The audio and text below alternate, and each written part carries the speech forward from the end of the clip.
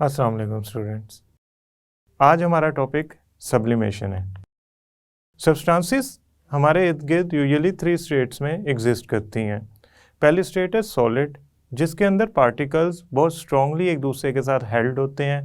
दूसरी स्टेट है लिक्विड और तीसरी स्टेट है gaseous state.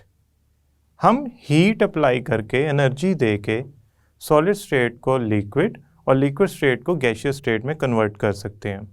For example ice का क्यूब, अगर आप आइस के क्यूब को एनर्जी प्रोवाइड करते हैं तो वो उसके मॉलिक्यूल एनर्जी एब्जॉर्ब करते हैं और लिक्विड स्टेट में चले जाते हैं। और हमारे नेचर में जब सन की एनर्जी वही लिक्विड मॉलिक्यूल एब्जॉर्ब करते हैं तो वो गैसियस की फॉर्म में चले जाते हैं। अब इन स्टेट्स में प्रॉपर्टीज़ का डिफरेंस होता है, इनकी फिजिकल प्रॉपर्टीज़ एक दूसरे से मुख्तलिफ होती हैं। लेकिन कुछ ऐसे सॉलिड होते हैं जिनमें इंटरमॉलिक्यूलर फोर्सेस वीक होती हैं और अगर उनको हम हीट अप करें तो वो सॉलिड से लिक्विड स्टेट में जाने की बजाय सीधा गैस स्टेट में चली जाती हैं। ऐसे प्रोसेस को सब्लिमेशन कहते हैं। वैसे तो अगर हम सॉलिड को हीट करें तो वो मेल्ट होगा, मेल्टिंग पॉइंट पे जाके लिक्विड में कन्वर्ट हो जाएगा। लिक्विड को हीट करें तो वो बॉयल होगा और गैसियस स्टेट में कन्वर्ट हो जाएगा। लेकिन जो कुछ सॉलिड्स हैं जिनको अगर हीट किया जाए तो वो मेल्ट होने के बजाय सीधा गैसियस स्टेट में चले जाते हैं। इस प्रोसेस को सब्लिमेशन कहते हैं। सब्लिमेशन के अंदर आयोडीन एक बहुत बेहतरीन एग्जाम्पल है, जिसकी पिक्चर हमने शो कर रहे हैं। इसमें आयोडीन को अगर हम गर्म करते हैं तो आयोडीन के मॉलिक्यूल एस्केप कर जाते हैं इन गैसियस स्टेट। तो हम कहते हैं कि ये हमारा iodine solid directly liquid state में पास किए बिना कन्वर्ट हो गया गैसियस स्टेट के अंदर। सब्लिमेशन जब कोई सॉलिड कर लेता है तो उसको वापस कंडेंस या डिपॉजिट भी कराया जा सकता है, यानी कि ये प्रोसेस रिवर्सिबल है। डेपोजिशन या condensation of dead solid is possible. अब हम पढ़ते हैं इसकी standard definition. The conversion of solid, यानी कि किसी सॉलिड का कन्वर्ट होना into gas phase, directly gas phase में किसी सॉलिड का कन्वर्ट होना without passing through liquid phase, यानी कि बजाय इसके कि वो सॉलिड से लिक्विड बने और लिक्विड से गैस में कन्वर्ट हो, अगर वो सॉलिड डायरेक्टली गैस में कन्वर्ट हो जाए इज कॉल्ड सब्लिमेशन, सब्लिमेशन कहलाती है।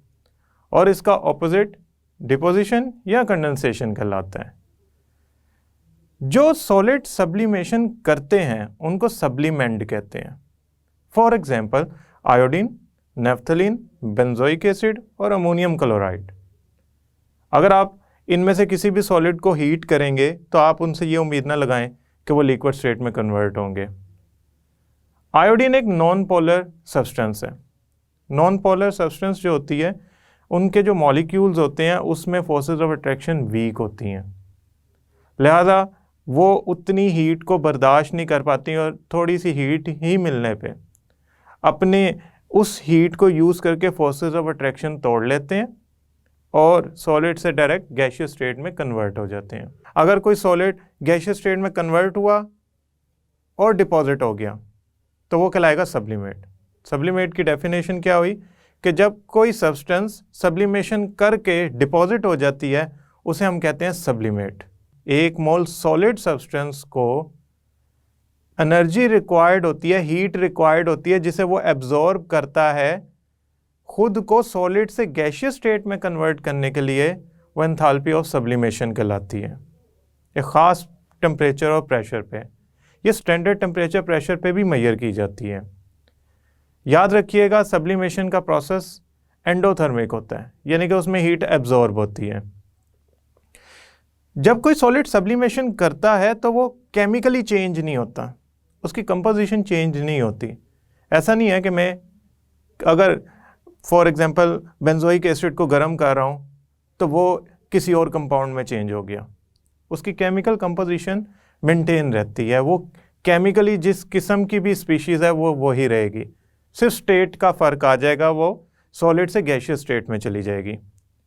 दूसरी बात बहुत इंपॉर्टेंट है कि अगर हम किसी कंपाउंड को ज़रूरत से ज़्यादा हीट करके डीकम्पोज कर दें और उसको कन्वर्ट कर दें गैसियस एलिमेंट्स के अंदर, तो वो डीकम्पोजिशन है, वो सब्लिमेशन नहीं है। अब वो सब्सटेंस अपनी असली हालत में नहीं रही। तो याद रखिएगा, sublimation is not a chemical change, it is a physical change. इसमें केमिकली मॉलिक्यूल तो वही रहते हैं। अब ये सब्लिमेशन होती कैसे है? सब्लिमेशन करने के लिए हम ऐसा करते हैं, आयोडीन और सैंड को मिक्स कर लेते हैं। अब इसमें आयोडीन सब्लिमेंट है क्योंकि वो सब्लिमेशन कर सकता है, तो at the end of the process वो सब्लिमेट के तौर पे सेपरेट हो जाएगा। आयोडीन जो होता है वो हीट करने पे सॉलिड से गैसियस स्टेट में कन्वर्ट हो जाता है, सैंड नहीं होती। सैंड की अंदर जो फोर्सेस ऑफ अट्रैक्शन है वो इतनी स्ट्रॉन्ग है कि उनको ये थोड़ी बहुत हीट से, पहली बात है फ़र्क नहीं पड़ता, दूसरी बात है वो मेल्ट होती है, देन अगर उसको हम फर्दर हीट करते जाएं तो वो स्टेट चेंज करेगी। लेकिन आयोडीन को अगर आप हीट करेंगे तो वो डायरेक्टली गैसियस स्टेट में कन्वर्ट हो जाएगा। आयोडीन प्योर वाटर में डिज़ोल्व नहीं होती, सैंड भी नहीं डिज़ोल्व होती। तो अगर आप इन दोनों को मिक्स करके फ़िल्टर करने की कोशिश करेंगे तो वो पानी, वाटर तो फिल्टर हो जाएगा, लेकिन फ़िल्टर पेपर के ऊपर आयोडीन और सैंड रह जाएंगे। हम क्या करते हैं, एक चाइना डिश के अंदर जो मिक्सचर है सैंड और आयोडीन का, उसको भरते हैं, फिल करते हैं थोड़ा सा, और उसके ऊपर इन्वर्टेड फनल रख देते हैं। और इन्वर्टेड फनल को ऊपर से कॉटन प्लग के ज़रिए बंद कर देते हैं। जो उसकी स्टेम है, इन्वर्टेड ट्यूब है इस फनल की, उसको हम क्या करते हैं, बंद कर देते हैं। उसके बाद इस पूरे जो हमारे पास चाइना डिश है और ये इन्वर्टेड फनल है जिसे हमने बंद किया है, उठा के रख देते हैं ट्राईपॉड स्टैंड पे और नीचे गैस बर्नर ऑन कर देते हैं। अब याद रखिएगा, जब हम गैस बर्नर ऑन करेंगे तो जो आयोडीन और सैंड की सॉलिड है वो दोनों एनर्जी एब्जॉर्ब करेंगे, लेकिन सैंड को थोड़ी बहुत एनर्जी एब्जॉर्ब करके कोई फ़र्क नहीं पड़ेगा। लेकिन अगर मैं कंटिन्यूसली एनर्जी देता जाऊंगा तो आयोडीन वो एनर्जी एब्जॉर्ब करके सॉलिड से गैसियस स्टेट में कन्वर्ट हो जाएगी, यानी कि सब्लिमेशन कर जाएगी, और उसके हमें बाकायदा वेपर्स उठते हुए नज़र आएंगे। हम ऐसा करते हैं, ये इन्वर्टेड फनल के इर्द गिर्द वेट कॉटन लगा देते हैं।